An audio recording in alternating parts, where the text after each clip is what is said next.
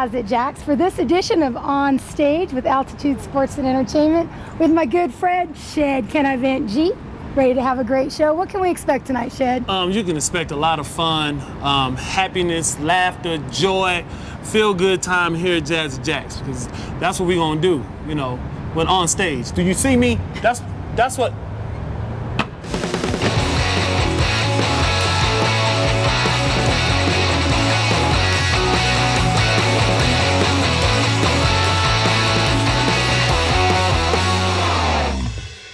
Welcome to On Stage. My name is Sandra Watts, and we're here at Jazz at Jax with one of my favorite people, Mr. Shed G. Hey now. How you doing, Shed? I'm all right, Miss Sandy. How you doing? I'm doing good. Thank you for being here. Yes, thank you for having me. You're very welcome.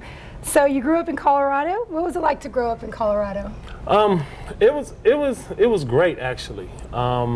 Growing up in Colorado, it made it easier for me to do a lot of things that I do in my life now, you know, because when you grow up in Colorado, the diversity of people and the things that we had here was great. You know, with me doing comedy and traveling now, you know, you go to different places, you be like, yo, I'm from Colorado. And the first thing everybody say is, there's black people in Colorado? And I'm like, no, it's just me and Carmelo. He left, but you know, we're still here. So, I mean, it was great growing up in Colorado, doing a lot of things, you know, old school celebrities. It was great. I wouldn't change it for the world. Well, what do you remember from your younger days here in Colorado? Well, oh man, like, you know, going to, you know, Lakeside, you know, not being able to ride the Wild Chickmunk because it wasn't safe, you know, you jerking around and everything. I remember going like to celebrities getting stuck on the getting stuck on the tube, you know, the water tube. You stuck over Colorado Boulevard, riding the buses, RTD, and things of that nature. I just remember doing a lot of things, going to City Park, the Denver Zoo. My father, Shedrick Sr., he really provided a lot for us to do when we were young and going out and just having fun. Yeah, there's something I just found out that I didn't know, and I've known you for a little bit. I didn't know you wanted to be a basketball player. Yeah, I did. I actually did. You couldn't. They called me Shedrick Showtime Garrett. Yeah, when I was growing up, I always just knew I wanted to be a basketball player. It was like it was in my blood. I played ball like all the time. I grew up in the Park Hill area, like off of Olive Street. So when I was growing up, we played all the recs, and you know, Chauncey Billups, a pretty personal good friend of mine, Fred Edmonds, you know, a lot of people, Tremaine Akram that I grew up with, Duncan McLeod, Calvin Rich. It's just so many people that when I was growing up we played with, and I just knew I was going to be a basketball player. So I went to Montbello High School, and you know, we took second in state. We lost to Chatfield, and I went on to Trinidad State Junior College, and I transferred to Norfolk State. And I was going to go to the lead. I was CIAA newcomer of the year, and everything was going good. But then they told me I was diagnosed with a heart murmur. So after that, I was like, nah, I don't think my life is worth that. I want to be around a lot more. So ever since then, I went on to get my master's from CU Boulder in business administration. And the rest is history. I started telling jokes. Started telling jokes, Yeah. and is that your segue transition into comedy then? Well, yeah, actually it wasn't. I was in when I was in college, I was, you know, student ambassador president and SGA president and doing a lot of things. So we had booked a comedy show with Cedric the Entertainer. We had, you know, just a lot of comics that was, you know, coming up. And so one of the comics couldn't show up. He missed his flight. So they was like, we need a host. And I was like, well, I'm not hosting. They said, you get up and host. I said, I ain't hosting. You know, so I went up there and started hosting. I was just talking about how people coming in late because they had the outfits on because, you know, they spent their refund check. So they wearing their science books as a shirt. And, you know, and after that, it was just fun. And Cedric Entertainer came to me afterwards, and he was just like, hey, man, how long you been doing comedy? I said, man, I'm not no comic.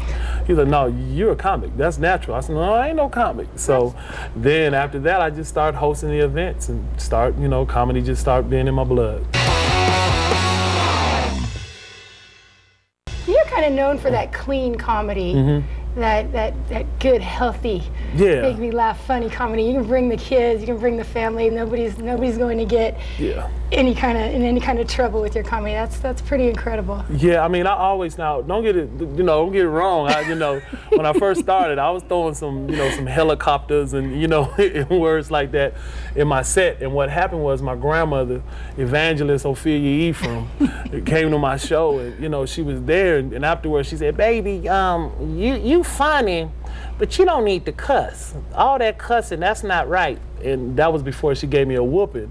So after that, I was like, well, no, no more cussing in my acts. And it's been a blessing to be able to do a lot of stuff without it, because now it's about family. And I love being the one that could bring a family together and, come in and have fun and, just enjoy entertainment as a family, because you don't really have a lot of stuff like that anymore. You're right, and Grandma was right. Yes, Grandma was right. Yep. How would you describe your show to somebody who has never seen you before? My shows are really high energy. If you come to my show and you're just not going to be sitting there, they're family oriented. They're relatable. That's one of the things. Everything I talk about, it doesn't matter if you're white, you're black, you're Latino, you whatever. All my material is pretty much relatable, and it's fun for the whole family. High energy. I love music, so I would throw some of my musical comedy in there and just do so much stuff. So that's always a great thing. How'd you get started with Tyler Perry? Mr. Perry, how I got started, I actually was doing a show in Atlanta. And it was me and a couple of comedians, and he happened to be at the show. It was sold out. It had like 4,700 people there, and I did a joke talking about I couldn't imagine if Madea was a Jehovah's Witness, going door to door with the gun and all that stuff. And then he approached me. He was like, Cedric, you're pretty good. You ever thought about, being in the movies and stuff? And, I looked at him and I was like, I don't care what nobody else think. I thought I was sexy. So I thought I was going to be the one in the plays and, with the baby oil on me singing like shibby-dibby-doo. They was like, no, we want you to play Madea. I said, you want me to play a woman? Are you crazy? With the hair and the wig and the breasts and all of that stuff? No, I can't do it. I'm from Montbello, Park Hill, Denver, Colorado, 6'4", 240 pounds strong. They said, this is how much we'll pay you. I said, hello. I was like, brown, call the pawpaw. And I don't care what nobody say. Y'all be like, look at Cedric dressing like a woman in that Mercedes Benz. And I just keep riding with it. So what has that done for your career? It really opened up a lot of doors for me to go to different states and nations, for people to see my gift and my craft. It's unfortunate, but it is fortunate that sometimes people won't respect you or let you in the door unless they see something on your resume. And then once the door is open, it's up to me to go in there and do the things that I know I'm capable of doing, such as making people laugh. And then after that first initial setup, you're like, yeah, I'm with Tyler Perry. I do a lot of stuff on Meet the Browns and all that stuff. Then once you get in there and you perform and you actually do what you're supposed to do, leave the crowd laughing and standing and laughing and clapping, once you leave there, that's when it's all for the best. So it's like he opens up doors for me, but then after that, it's up to me to bring the house down. So now that some of those doors have been open, what can people expect? What's coming up for Shed? Well, you know what? I'm for anything. I'm the type of person to whereas I want to, I'm Colorado all day, every day. I love my city, and I want to live here, continue to live here. I don't want to go to Los Angeles. I don't want to go back to Atlanta.